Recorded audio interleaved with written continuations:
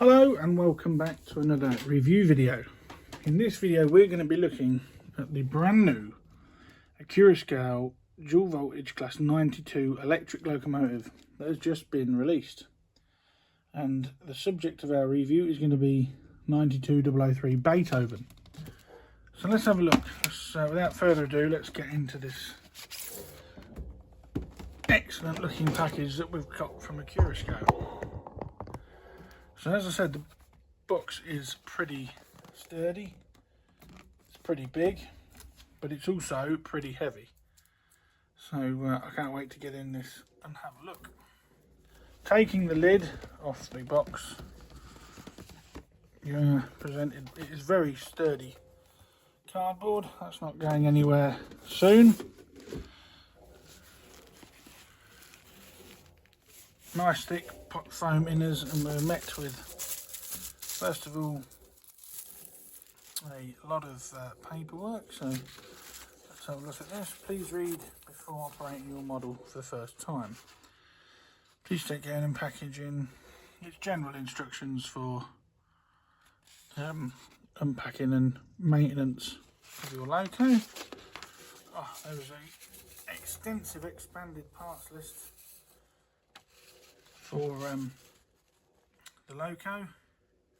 Every single part you could wish for is listed, and then there's some detail there on how to lubricate it, general care, fitting drivers, and the buffer beam pipe work. There's also a QR code there that I believe takes you to the Accurascale website. We've got an operator's guide for the 92, nice Eurotunnel style logo. And I believe that this is, on the left side it's French, and on the right side it is in English. So Accurascale, obviously these ran through the Channel Tunnel. So Accurascale are obviously looking at the potential for the French market. But this booklet is quite extensive and details the history of the class, various withdrawal dates, developments of the class, right up until livery developments, right up until present day with the Caledonian and GBRF. That's excellent, that is. Yeah, I like that, that's very good. You must read the instructions on the reverse of this card before unpackaging your model. Now the pantographs on your Accurascale are locked in position for safe transportation. I actually unclipped mine in the model shop. They did it for me as I test ran it to make sure all was good. But you must unclip them, because if you don't, the pantographs are servo operated and you will burn the servos out, and that's not what you want to do. If you are a DC user, you can leave them locked down. But I like the warning flash. There is a set of blinds for the 92s. In varying positions. There's also a function card for the DCC sound version, which this is, and it goes through all the different functions, the different CVs to program, all the way up to function 27. Unfortunately, during this review we're only going to be able to go to function 20. I'm not going to be able to test the yard mode, night running, top headlight, shunting or pantograph test, because I only have a dynamis that only goes up to function 20. That is one of the biggest bugbears of that system. Anyway, without further ado, let's have a look at this locomotive. Now, I've always been a fan of class 92s. I did my initial signaller training in crew and became familiar with 92s. I was fortunate enough to go to the electric depot. I've had various cab rides in them. Packaging in the now familiar bubble packaging from most manufacturers. We've got a bag of etched arrows and Crew Electric Depot plaques. It's a nice touch. And you also got a bag full of all the buffer beam details and the deflector plates. That's also a very, very nice touch. So let's get this out. And the first thing, I mean, look at that. The roof detail on there is absolutely stunning. That is incredible. And the weight of this model is absolutely phenomenal. That is one heavy model.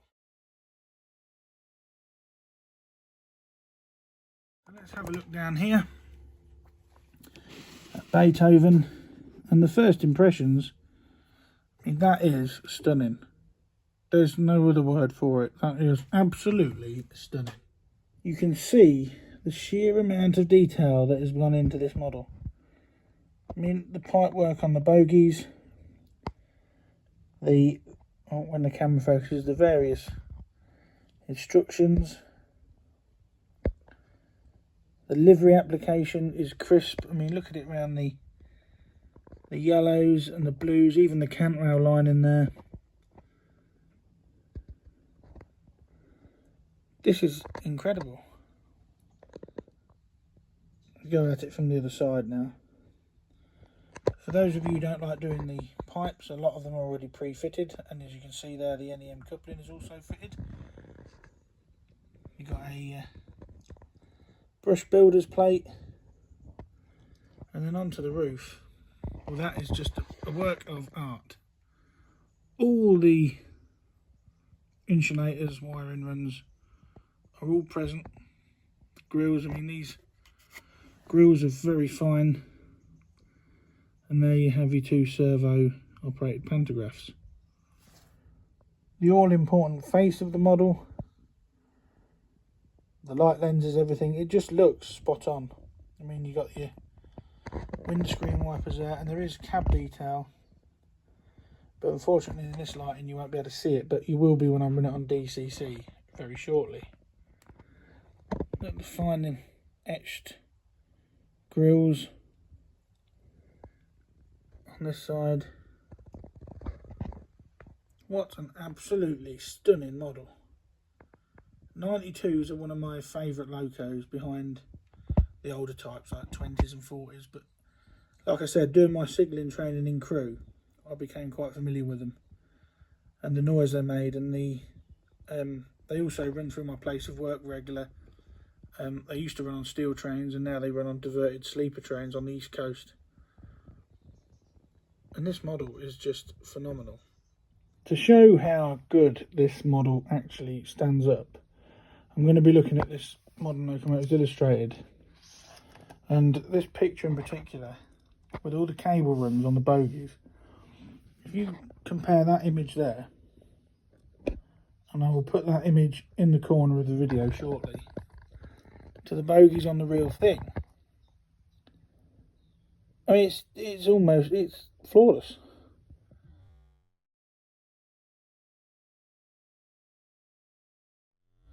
Even the ETH cable on the end there,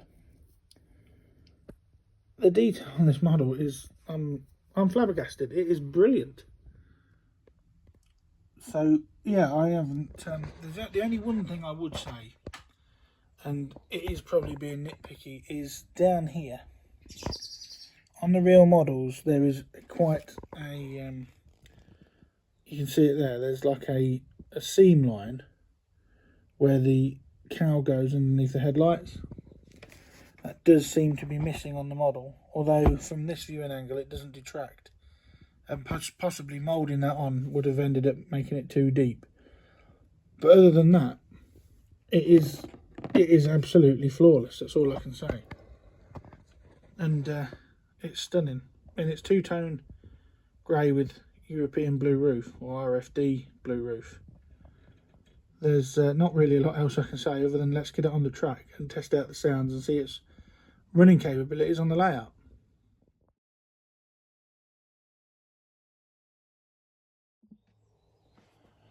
Right, so we've got the 92 on the layout now, and it's still programmed to number 3. So what I'm going to do, first thing I'm going to do is just put some lights on it. The headlights will come on, and the tail lights, if you just caught that, that is so realistic. I'll try and move the camera slightly so you can capture, but when the tail lights are turned on, the headlights do not extinguish straight away. That's awesome. That really is good.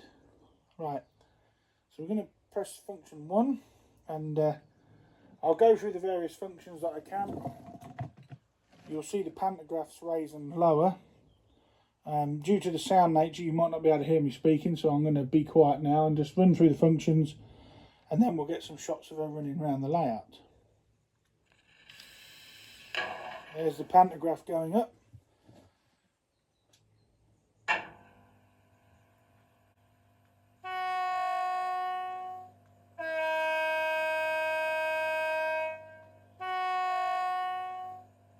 That is incredible. Couple in.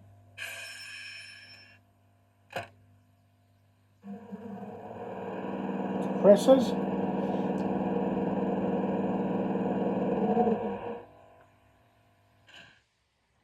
Now F8 changes it from AC to DC mode, so the pantographs are lowered.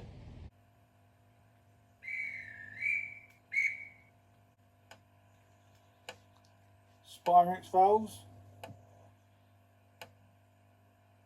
That's awesome.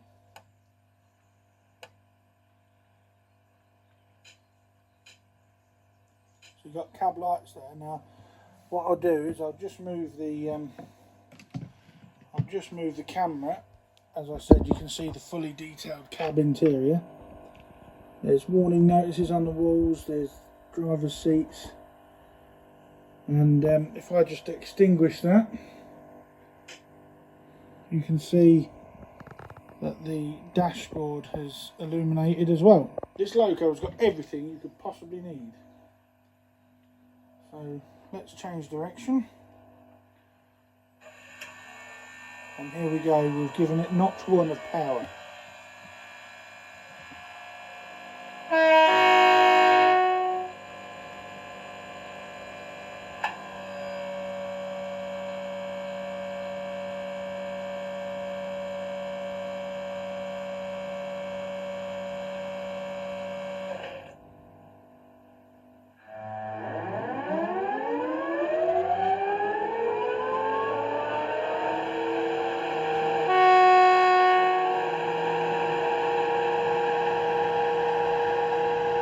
How awesome is that?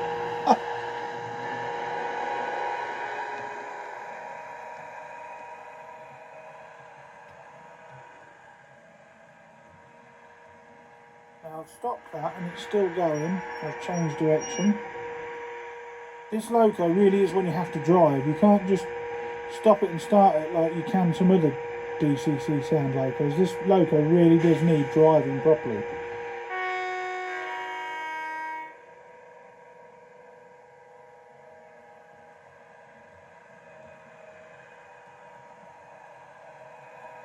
I'll put power there, and you'll see how long it takes to roll to a stand. It's going to go off shot. Oh, didn't stop it in time. If I press F8 again, that pantograph should then raise again.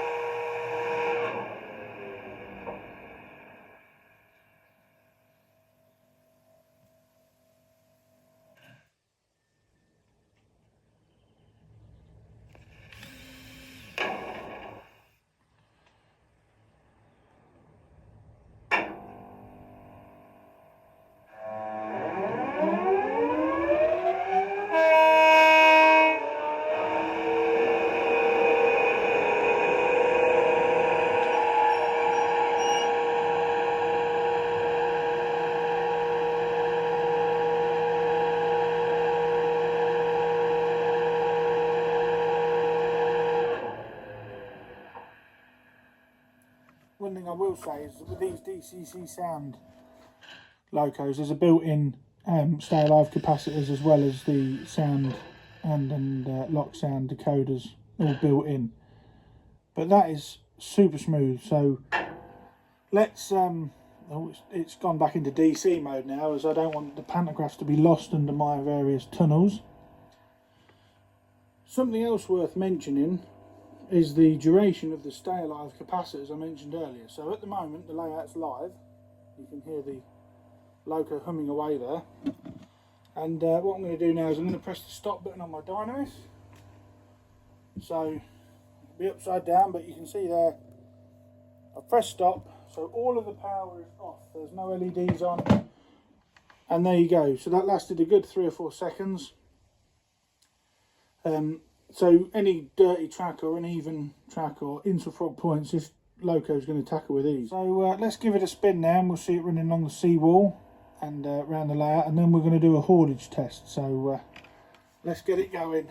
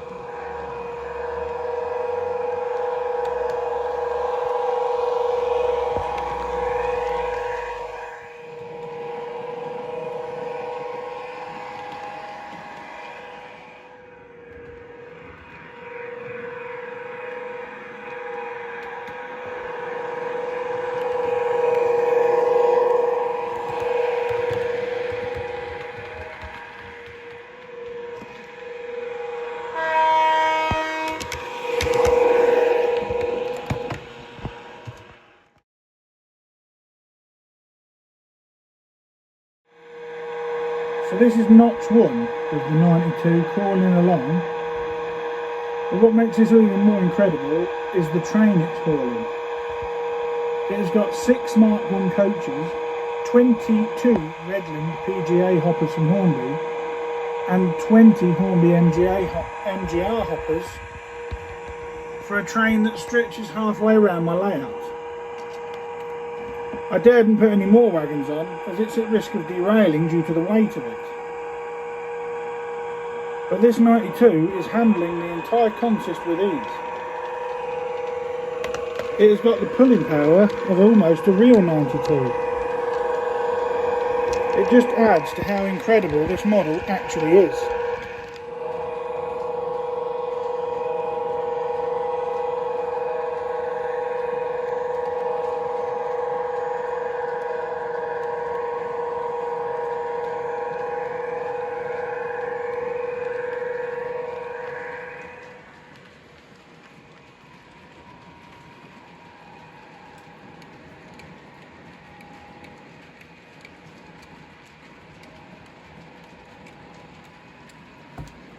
The test train's still going all the way back there.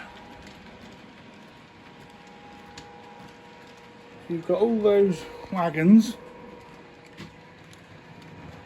being hauled by the 92, and you just saw the haulage capacity there, although the haulage test wasn't as good as I wanted it to be, purely because I've used 4th radius curves on the layout. The 92 was actually derailing some of the stock because the train was so heavy. It was nothing to do with the loco, it was the test train I set up for it. I can't wait to get this loco running and running around the layout in service.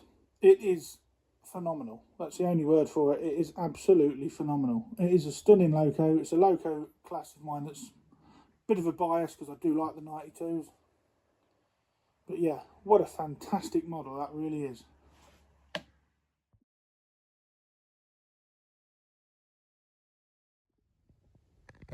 So there you have it, the Accurascale Class 92. Now, I've got some good models from various manufacturers in my collection, good locomotives should I say, and the benchmark has always been pushed. In my opinion, this is probably one of, if not the best ready-to-run locomotive that I have ever had the privilege of running and looking at, and it's probably the best ready-to-run model on the market at the moment in terms of detail, finesse and quality. It bodes well for the future 89, 37 and 31 projects. And if you are listening to Accurascale, from a personal note, if this is the quality of models you're producing, get an 08 out. If you did a shunter, an 08, I'd be in the market for 2 or 3 of them. So thanks again for watching. I hope you enjoyed this quick review. If you do want a model, I'd act fast. They are selling out really quickly. And yeah, I have stretched time limits on my layout for this, but it's well worth it. Life's too short not to indulge a little bit. Thanks again for watching. Please like, share and subscribe, and I'll catch you in the next one. Bye for now.